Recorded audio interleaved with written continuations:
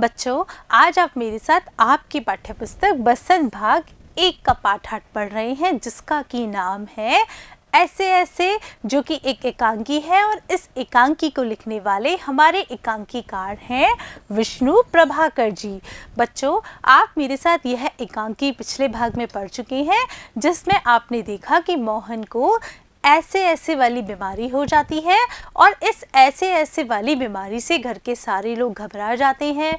पड़ोसी भी उससे मिलने आ जाते हैं, डॉक्टर और वैद्य जी भी उसके लिए दवाई भेजते हैं, लेकिन उसकी ऐसे ऐसे वाली बीमारी सिर्फ मास्टर साहब ही हल कर पाते हैं, क्योंकि वो जानते हैं कि मोहन जैसे जो शैतान बच्चे होते हैं उनको ये ऐसे ऐसे की बीमारी क्यों होती है तथा कैसे ठीक की जाती है। तो बच्चों, पाठ के इस भाग में आज हम ऐसे ऐसे पाठ पर आधारित अभ्यास प्रश्न हल करेंगे। तो बच्चों, आइए देखिए हमारे इस ऐसे ऐसे पाठ का पहला प्रश्न कहाँ से है तथा क्या है। देखिए, एकांकी से ही लिया गया है पहला प्रश्न। आप बहुत ही आसानी से हल कर देंगे, क्योंकि आपने एकांकी बहुत ही अच्छे तरीके से पढ़ी है। माँ मोहन के ऐसे ऐसे कहने पर क्यों घबरा रही थी। बच्चों, आपने एकांकी में देखा कि मोहन बार बार अपने पेट पर हाथ लगा रहा था और कह रहा था ऐसे ऐसे हो रहा है।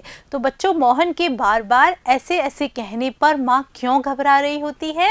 आइए देखिए, माँ मोहन के ऐसे ऐसे कहने पर इसलिए घबरा जाती है क्योंकि वह केवल पेट पर हाथ रखकर जोर जोर से कराह रहा था और कोई बीमारी का नाम नहीं बता पा रहा था, और माँ उसकी ऐसे ऐसे को कोई नई भयानक बीमारी समझ रही थी। बच्चों, आप लोगों ने देखा था एकांकी में कि मोहन अपने पेट पर हाथ रखकर बस यही बता रहा था कि ऐसे ऐसे हो रहा है। उसके पिताजी उससे बहुत बार पूछते हैं, माँ भी उससे बहुत बार पूछते हैं। जब वो स्पष्ट रूप से कुछ नहीं बता पाता है तो उसकी माँ को लगता है कि यह कोई नई बीमारी आ गई है जो कि उसके बेटे को परेशान कर रही है। बच्चों, चलते हैं अगले प्रश्न पर, देखते हैं क्या है अगला प्रश्न। अगला प्रश्न देखिए, ऐसे कौन कौन से बहाने होते हैं जिन्हें मास्टर जी एक ही बार में सुनकर समझ जाते हैं। ऐसे कुछ बहानों के बारे में लिखो। बच्चों, आप सभी लोग विद्यालय जाते हैं और कई बार आपका गृह कार्य पूरा नहीं होता है, या आप विद्यालय नहीं जाते हैं तो दूसरे दिन जब आपके मास्टर जी आपसे पूछते हैं कि बेटा आप विद्यालय क्यों नहीं आए, आपने यह कार्य क्यों नहीं किया, तब आप जो बहाने बनाते हैं वो सारे के सारे बहाने हमारे मास्टर जी समझ जाते हैं। तो बच्चों, आपको इस प्रश्न में क्या करना है, उन सारे बहानों के बारे में लिखना है जो कि आप बनाते हैं, और मास्टर जी को पता चल जाता है कि आप झूठ बोल रहे हैं, कोई और कारण है आपके विद्यालय नहीं आने का और गृह कार्य पूरा नहीं कर पाने का। देखिए, सिर दर्द होना आप यही बताते हैं। आपके मास्टर जी पूछते हैं कि बेटा आपने काम क्यों नहीं किया, तो आप क्या बताते हैं कि मेरे सिर में दर्द हो रहा है, पेट दर्द हो रहा है, रात को बुखार आ गया था, माताजी पिताजी के साथ मैं बाहर चला गया था, घर का काम करने लग गया था और घर पर समय नहीं मिल रहा था क्योंकि घर वालों ने बहुत सारे काम बता दिए थे। ऐसे सारे बहाने आप बनाते हैं और अपने मास्टर जी को बताते हैं, और मास्टर जी समझ जाते हैं कि ऐसा कुछ नहीं है, आप कार्य नहीं करना चाहते थे। देखिए, अगला प्रश्न जो किस पर आधारित है, अनुमान और कल्पना पर आधारित है। आपने एकांकी बहुत अच्छे से पढ़ी है, तब अब आप इस प्रश्न का उत्तर अपनी कल्पना के आधार पर देने वाले हैं। आइए देखते हैं क्या है प्रश्न। स्कूल के काम से बचने के लिए मोहन ने कई बार पेट में ऐसे ऐसे होने के बहाने बनाए। मान लो एक बार उसे सचमुच पेट में दर्द हो गया और उसकी बातों पर लोगों ने विश्वास नहीं किया, तब मोहन पर क्या बीती होगी। बच्चों, यह प्रश्न सुनकर मुझे एक कहानी याद आ रही है। कौन सी कहानी? आपने गडरिये की कहानी तो सुनी ही होगी कि एक गडरिया होता है, वह बहुत सारी भेड़ें चराता है। वह सोचता है कि गांव वालों को परेशान करता हूँ, तो वह जोर से चिल्लाता है शेर आ गया, शेर आ गया। गांव वाले भगे भगे उसकी मदद करने के लिए आते हैं। वो आकर देखते हैं तो वहाँ कोई शेर नहीं होता। दूसरे दिन वो वापस परेशान करने के लिए करता है। गांव वाले वापस भगे भगे उसकी मदद करने के लिए आते हैं और वह कहता है कि मैं तो ऐसे ही मजाक कर रहा था। फिर तीसरे दिन अचानक से शेर सचमुच आ जाता है।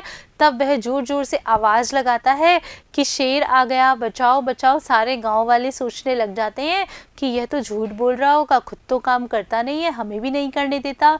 तो कोई भी उसकी मदद करने नहीं आता है और जो शेर उसकी सारी की सारी भेड़ें होती हैं उसको खा जाता है। बच्चों, उस समय उस गडरिये को बहुत अधिक दुख हुआ होगा, बहुत अधिक पछतावा हुआ होगा कि उसने इस तरह का कार्य क्यों किया। तो बच्चों, आपको भी इस प्रश्न में इसी तरह का उत्तर देना है कि मोहन ने कई बार काम नहीं करके ऐसे ऐसे वाले बहाने बनाए होंगे और वह सारे के सारे बहाने चल गए होंगे। लेकिन एक बार जब उसे सचमुच पेट में दर्द हुआ होगा तब लोगों ने उसकी बात पर विश्वास नहीं किया होगा। तब मोहन पर क्या बीत रही होगी, मोहन को क्या महसूस हो रहा होगा, आपको यह लिखना है। तो मोहन के ऐसे ऐसे होने के बहाने सुनकर बनाकर झूठ बोल रहा था। उसके पेट में सचमुच दर्द होने पर लोगों ने उसकी बात को कोरा बहाना माना होगा और उस पर विश्वास नहीं किया होगा, जैसा कि गडरिये के साथ हुआ था कि गडरिया बार बार झूठ बोलता था, तब लोग बाग उस पर विश्वास करते थे। फिर एक दिन ऐसा आया कि लोगों ने उसकी बात पर विश्वास करना बंद कर दिया और सचमुच शेर आ गया तो किसी ने भी उसकी मदद नहीं की। इस कारण मोहन को अपने झूठ बोलने पर बहुत अधिक पछतावा हुआ होगा और उसे दुख भी हुआ होगा और यह भी हो सकता है कि बाद में उसने इस तरह का कार्य न करने की कसम भी खा ली हो और वह सुधर गया हो। चलते हैं आगे। देखिए, पाठ में आए वाक्य लोचा लोचा फिरे है के बदले ढीला ढाला हो गया है या बहुत कमज़ोर हो गया है लिखा जा सकता है। बच्चों, ये जो वाक्य है लोचा लोचा फिरे है, हम इसकी जगह दूसरा वाक्य भी लिख सकते हैं जो कि इसी के अर्थ को प्रकट करे। वह वाक्य हो सकता है ढीला ढाला हो गया है या बहुत कमज़ोर हो गया है। लेकिन लेखक ने संवाद में विशेषता लाने के लिए बोलियों के रंग ढंग का उपयोग किया है। यानी लेखक ने क्या किया है, जिस परिवेश में ये एकांकी लिखी है वहाँ की जो बोली होती है, बोली यानी वहाँ की जो क्षेत्रीय भाषा होती है, जो लोग बाग बोलते हैं, उन शब्दों का प्रयोग किया है। उन शब्दों का प्रयोग करने से क्या हुआ है, हमारे संवाद बहुत अधिक विशिष्ट हो गए हैं। और इसी तरह पाठ की अन्य पंक्तियाँ हैं, कौन कौन सी हैं, देखिए।